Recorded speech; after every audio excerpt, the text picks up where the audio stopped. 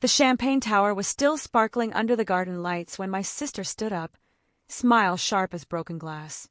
Right there, in front of 40 relatives at our father's retirement gala, Daniela turned to me and said loud enough for every single person to hear, "Honestly, Dad would have been better off with just one daughter."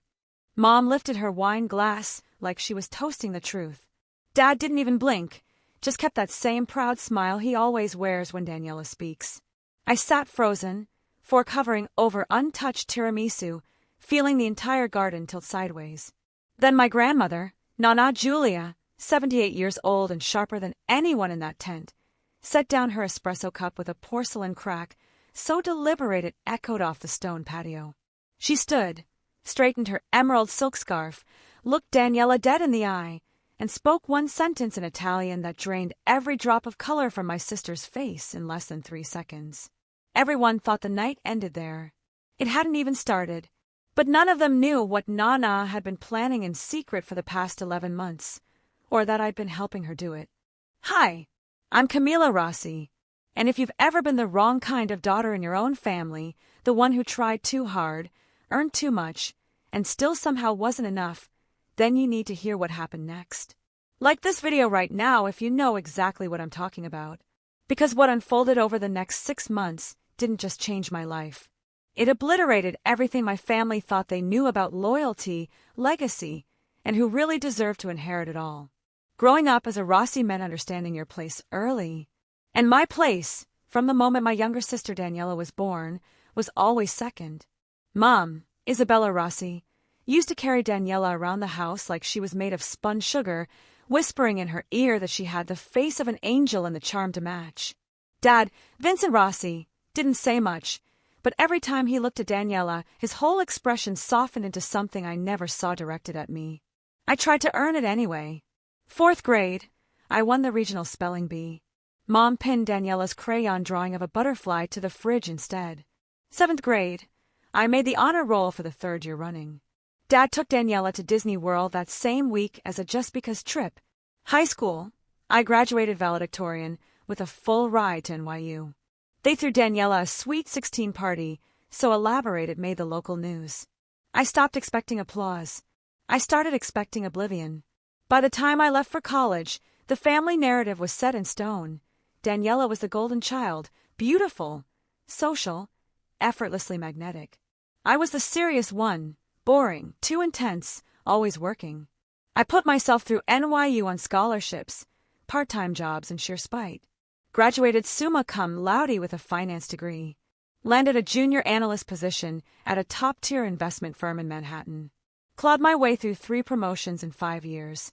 At 31, I'm now a senior investment manager pulling in mid-6 figures, managing portfolios worth more than my parents' house, and advising clients who trust me with generational wealth. My colleagues respect me. My boss calls me the closer. My performance reviews use words like exceptional and irreplaceable. But none of that ever made it back to the Sunday dinner table in Brooklyn. Whenever I visited, Mom's first question was always, "So when are you going to settle down and do something that matters?" To her, something that matters meant working at Rossi & Sons Construction, the family company Nonna Julia started in the 1970s with my late grandfather and turned into a multi-state empire. Dad would nod along, adding, "Daniela just closed 2 new contracts this quarter. Never mind that Daniela mostly schmoozes clients over expensive lunches and leaves the actual project management to the real construction team. Never mind that the commissions she brags about are split 4 ways before she sees a dime." In their eyes, she was keeping the family legacy alive. I was just pushing numbers for strangers. Daniela never missed a chance to remind me. At birthdays, at holidays, at Nonna's smaller family dinners. She'd find a way to slide in some comment about how I abandoned the family business, or how I chose Wall Street over blood. Mom and Dad ate it up every single time. They'd laugh, ruffle her hair, tell her she was absolutely right. The only 2 people who ever saw through it were Nonna Julia and my cousin Lucia Moretti. Nonna built Rossi & Sons from nothing after my grandfather died young, raising 2 kids and running job sites in work boots, and a hard hat when women weren't supposed to do either. She never cared that I wasn't interested in construction. She cared that I could read a P&L statement before I was 13 and that I asked her about municipal bonds while Daniela was still asking for her credit card. She'd pull me aside at gatherings, hand me articles from the Wall Street Journal, and say quietly, "Brains and discipline, Camila. That's what survives." Lucia, 3 years younger and the daughter of Mom's brother, grew up watching the same show from the sidelines. She was the family black sheep for going to art school instead of business school. We became each other's refuge, the only branch of the family tree where we didn't have to apologize for being ourselves. For years, I convinced myself the favoritism didn't matter. I had my career, my apartment in the West Village, my own life, 200 miles away from the constant comparisons. I could handle the digs, the passive-aggressive comments, the way they talked about Daniela like she'd already inherited the crown.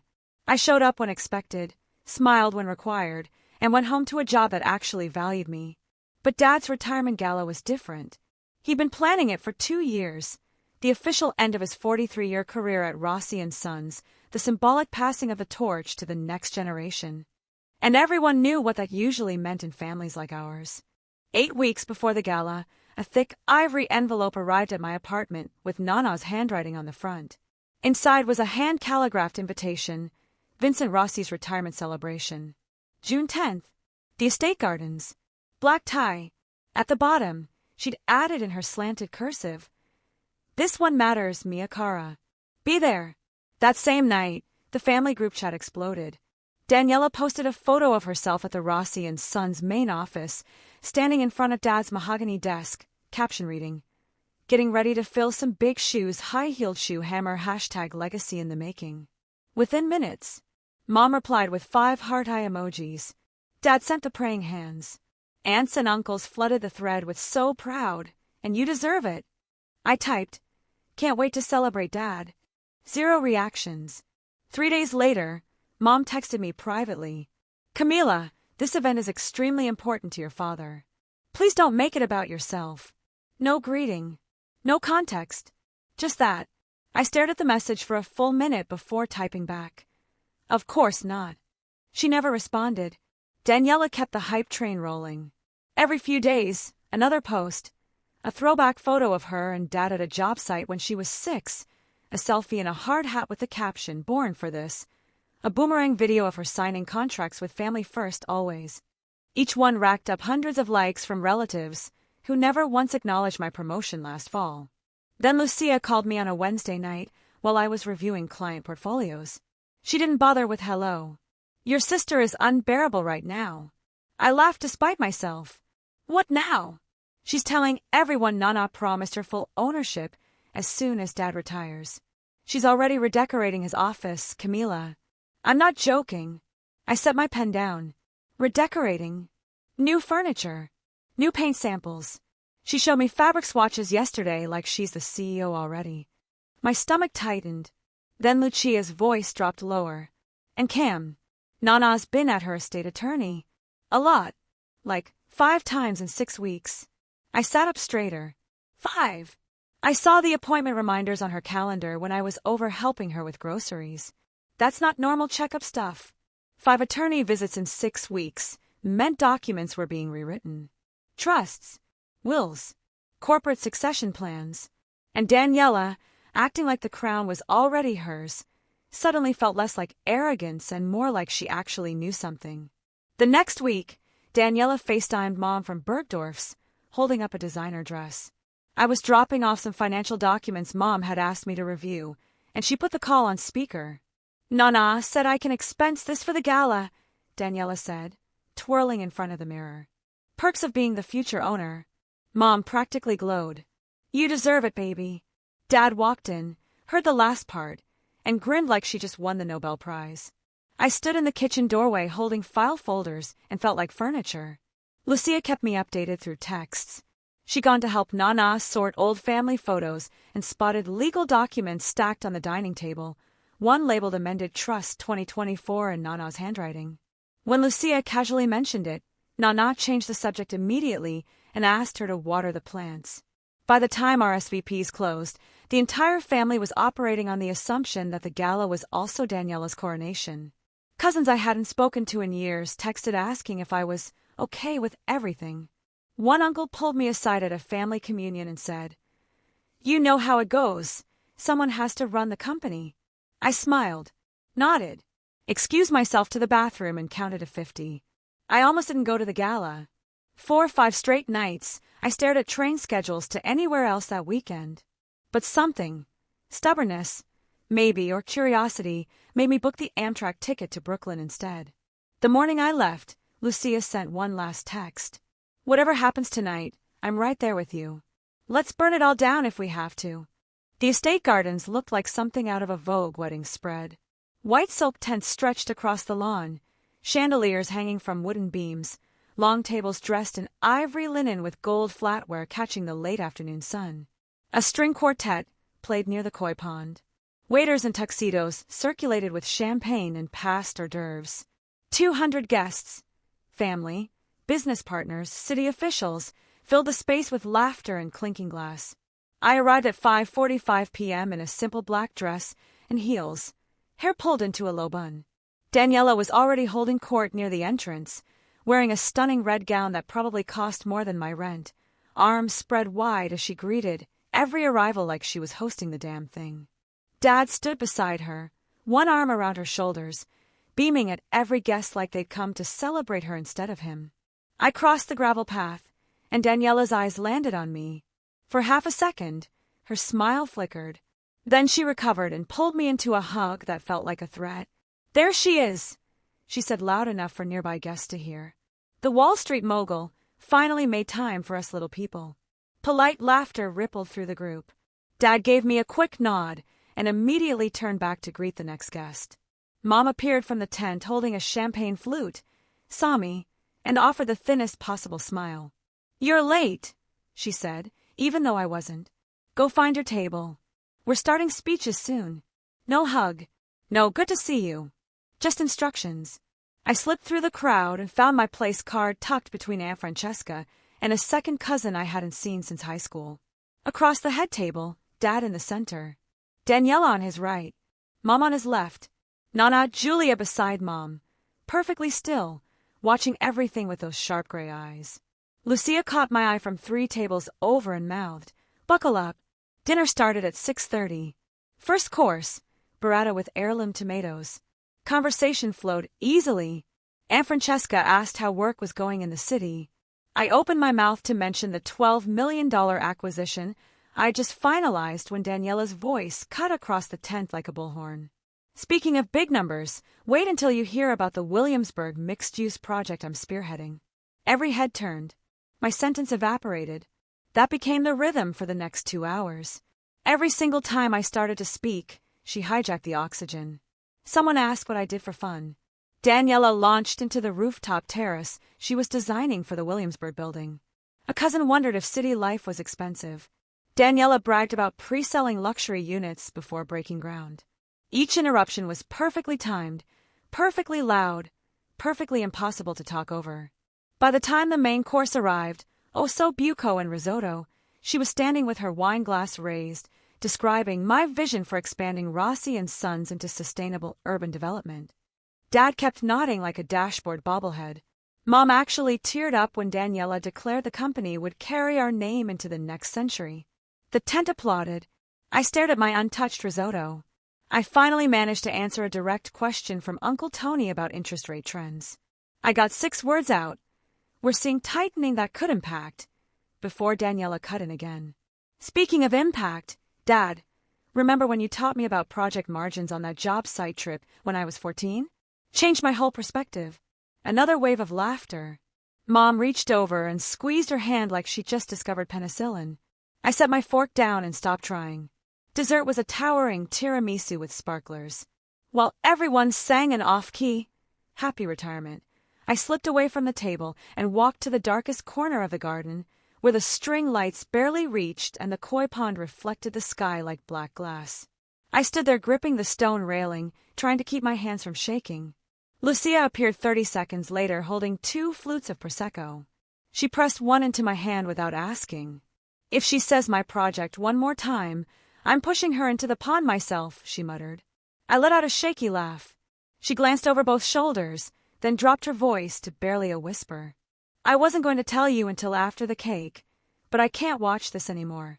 Nonna finalized everything last week. I was there when the courier came. Thick envelope from the law firm, marked executed.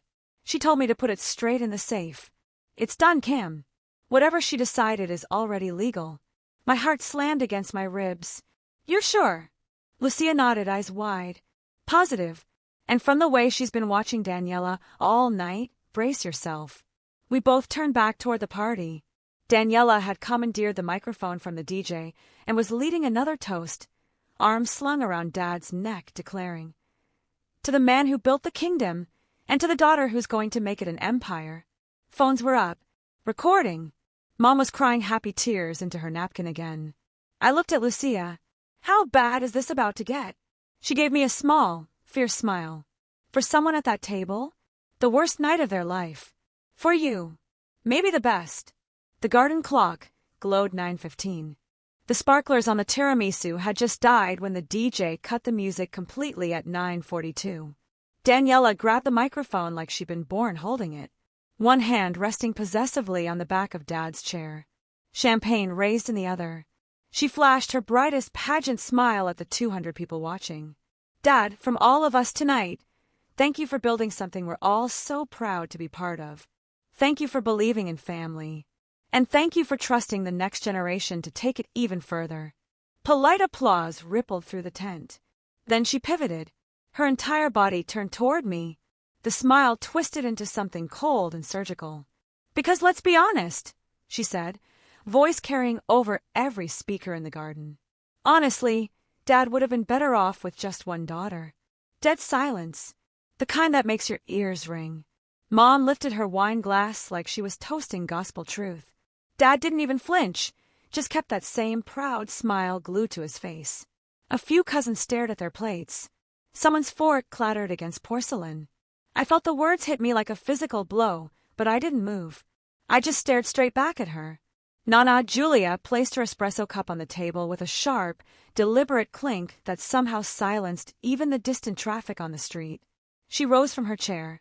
No cane. No help. 78 years old, and suddenly taller than anyone else in that tent. The string lights caught her emerald scarf and made it glow like fire. She looked directly at Daniela and spoke in Italian, slow, clear, and final. Se questa famiglia ha bisogno di una sola figlia, allora chiaramente non ha bisogno di te. If this family only needs one daughter, then it clearly doesn't need you. You could have heard a champagne bubble pop. Daniela's face went bone white. Mom's hand flew to her throat. Dad's wine glass slipped from his fingers and exploded against the stone patio, red liquid spreading like arterial spray. Nonna didn't blink. She switched to English, voice still calm, still deadly. Last Monday, I executed the final amendments to the family trust and the corporate succession documents. Effective immediately, 68% controlling interest of Rossi and Sons Construction, including all subsidiaries, properties, and assets, is now owned by Camilla Rossi. A woman at the back table gasped out loud. Someone's phone clattered to the ground. Daniela tried to laugh. It came out strangled. Nonna, come on. This is a joke, right? We've been planning this for years. You've been planning, Nonna cut in. I've been watching. Mom shot to her feet, chair scraping backward.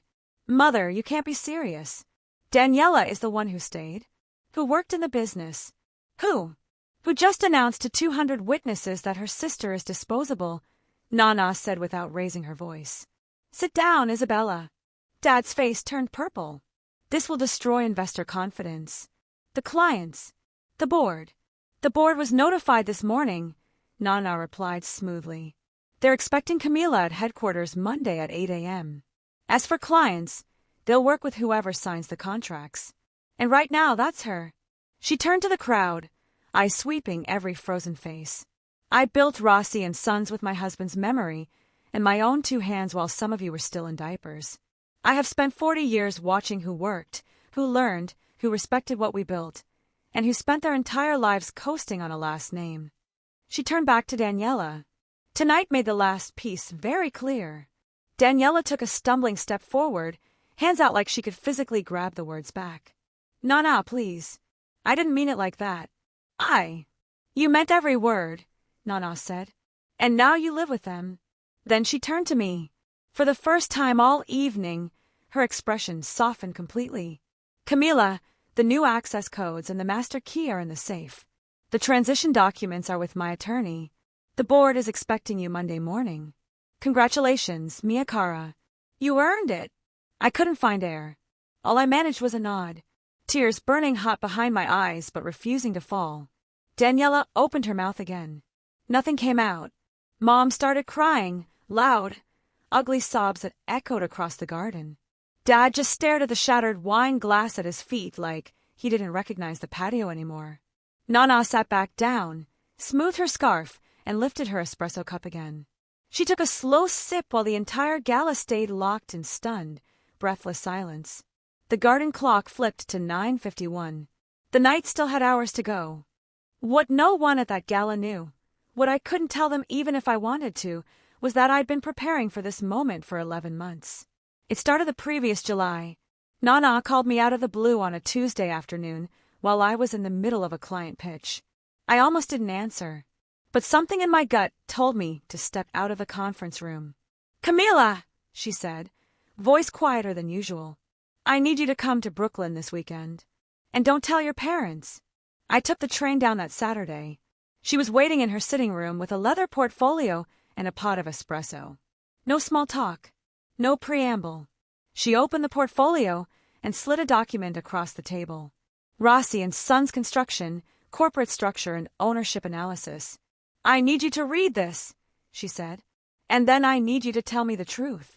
It was a forensic breakdown of the company's financials, revenue streams, project margins, operating costs, executive compensation. I read every page. When I finished, I looked up at her. "Daniela isn't running this company," I said quietly. "She's a glorified spokesperson. The actual operations team is doing all the work." Nonna nodded slowly. "And if she were to take full control tomorrow," I didn't sugarcoat it, "she'd run it into the ground within 3 years. Maybe less." Nonna leaned back in her chair, fingers steepled. "That's what I thought. And I can't let that happen." She told me everything that day. How she'd been watching Daniela for years. The way she talked over people in meetings, ignored budget reports, took credit for other people's work. How Dad had been grooming her for succession without ever teaching her how the business actually functioned. How Mom had been poisoning the well for years, convincing everyone that I abandoned the family by choosing finance. And how Nonna had spent the last 6 months quietly consulting with estate attorneys, corporate lawyers, and financial advisors to restructure everything. "I'm not doing this to punish anyone," she said. "I'm doing this to save what your grandfather and I built. And I need your help." Over the next 11 months, I became Nana's silent partner. Every 2 weeks, I took the train to Brooklyn. We reviewed financial statements, audited project budgets, identified inefficiencies, built contingency plans. I met with her legal team under NDAs. We restructured the trust to ensure a clean transfer of control. I met with the board privately, one by one, and walked them through my vision for the company's future. Some were skeptical at first, but when I showed them the growth projections, the risk mitigation strategies, the expansion plans I had been drafting in secret for months, their doubts evaporated. By April, I had unanimous board support. By May, the legal documents were finalized. By June, the trap was set. All we needed was the right moment. And Daniela, in her arrogance, handed it to us on a silver platter. Subscribe right now, so you don't miss what happened after the gala when the whole family tried to take me down. The first call came at 6:47 a.m. the next morning. I was still in my hotel room in Brooklyn, hadn't even opened my eyes yet, when my phone started vibrating across the nightstand. MOM calling. I let it ring out. 30 seconds later, Dad calling. I turned the phone face down and went back to sleep. By the time I woke up 2 hours later, I had 43 missed calls, 62 texts, and 7 voicemails. All from family. None of them kind. I ordered room service, poured myself coffee, and started reading. "Mom, Camila, you need to fix this immediately. Your grandmother is not in her right mind. We're calling the lawyers. Dad, this is embarrassing for everyone. You're destroying 40 years of legacy because of your jealousy. Daniela, you really think you can run a construction company? You've never spent a single day on a job site. This won't last a month. Aunt Francesca, I'm so disappointed in you. Family is supposed to come first. Uncle Tony, your grandmother was manipulated. Everyone knows it. You should be ashamed. I archived every single one without replying. Then I called Lucia. How bad is it over there? Biblical, she said. Your parents are talking about contesting the trust. Daniela locked herself in her childhood bedroom and hasn't come out. Your mom called me at midnight crying about betrayal. It's a disaster. Good, I said. Lucia laughed. Cold-blooded. I love it. I'm heading to the office Monday morning. You coming with me? Already clear by calendar. Wouldn't miss it for the world. Monday, 8 a.m. I walked into the headquarters of Rossi and Sons Construction wearing a charcoal suit, heels, and the confidence of someone who'd been preparing for this moment for a year. Lucia met me in the lobby holding 2 coffees. The board was waiting in the main conference room. 7 executives, all men over 50, all wearing expressions somewhere between curiosity and skepticism. I didn't waste time. I opened my laptop, pulled up the presentation I'd been perfecting for months, and walked them through it. Slide 1, current financial health. Strong but stagnant. Slide 2, projected growth under existing leadership. Flat.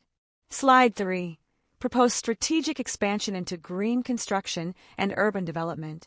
Explosive growth potential. Slide 4, 3-year revenue model with conservative estimates. Slide 5, 5-year vision. By slide 10, 2 of them were leaning forward. By slide 15, 1 of them was taking notes. By the time I closed the laptop, the room was silent. Then the CFO, Angelo Ricci, 62, been with the company since the beginning, spoke up. Miss Rossi, I'll be honest. When Julia told us about the transition, I had doubts. But if you can execute even half of what you just showed us, this company will double in value within 5 years. I looked him dead in the eye. I don't plan on executing half. He smiled. Then let's get to work. By Wednesday, Daniela's office was cleared out. By Friday, her company car was repossessed and her corporate credit card was canceled. The official reason was restructuring. Everyone knew the truth. She lasted 3 weeks trying to find another job in construction. No one in the tri-state area would touch her. Word travels fast when you publicly insult the new majority owner. The last I heard, she was working as an event coordinator for a catering company in Queens, organizing other people's parties for $18 an hour. Mom and Dad discovered the hard way that NONNA's amended trust had triggered a massive tax liability the moment the transfer went through. High 6 figures they never saw coming. They put their brownstone on the market within a month. Took out a HELOC on the summer house in the Hamptons. Liquidated half of Dad's retirement accounts to cover the rest. Their real estate agent sent me the listing photos. I didn't reply. The messages kept coming for weeks. First from Mom, long, tearful voicemails about how I was tearing the family apart. Then Dad, angry emails threatening legal action that never materialized. Then the extended family, cousins, aunts, uncles, all trying to guilt me into doing the right thing. I blocked numbers one by one until my phone finally went quiet. The very last message came from Daniela on a rainy Tuesday in October. Unknown number. Single text. Camila, I'm sorry. I was drunk and stupid that night. We're blood. You can't just erase me like this. I have nothing left. Please call me. I stared at the screen for a long time. Then I typed 1 line and hit send. You erased yourself the moment you decided cruelty was the same as strength. Goodbye, Daniela. I blocked the number, deleted the thread, and went back to reviewing contracts like nothing had happened. 6 months in, the dust had settled into something that looked a lot like peace. At least for me. Rossi and Sons Construction posted its most profitable quarter in company history. We landed 2 major contracts for sustainable housing developments in Brooklyn and Queens. I hired a new VP of operations, a woman with 20 years of experience who'd been overlooked for promotion at her last firm because she wasn't the right cultural fit. She's now the best decision I've ever made. The board stopped questioning my decisions and started asking when I'd consider expanding into New Jersey. Nonna moved into the guest suite of my West Village apartment in November. She sold most of her furniture, kept her books and her pearls, and told me she'd never slept better than in a home where no one was performing for her approval. We drink espresso on the balcony every morning and talk about project margins and zoning laws like we used to when I was 13. She still beats me at Scopa. Lucia took a job as the company's director of community outreach. Turns out her art school degree made her perfect for managing public relations and stakeholder engagement. She's thriving. Some people think cutting off family makes you heartless. I used to worry about that too. But 6 months in, I wake up lighter every single day. My apartment is calm. My company is profitable. Nonna laughs more in a week now than she did in the previous decade. Lucia comes over every Sunday, and we cook dinner without anyone interrupting to tell us we're doing it wrong. I still carry the Rossi name, but now I carry it on my own terms. No more shrinking. No more apologizing for taking up space. No more pretending favoritism was love. Sometimes blood isn't thicker than respect. Sometimes the family you choose is stronger than the family you're born into. And sometimes walking away from the people who never saw you isn't losing anything at all. It's finally finding yourself. For the first time in 31 years, I am exactly where I was always supposed to be. And they can't take that away from me ever again.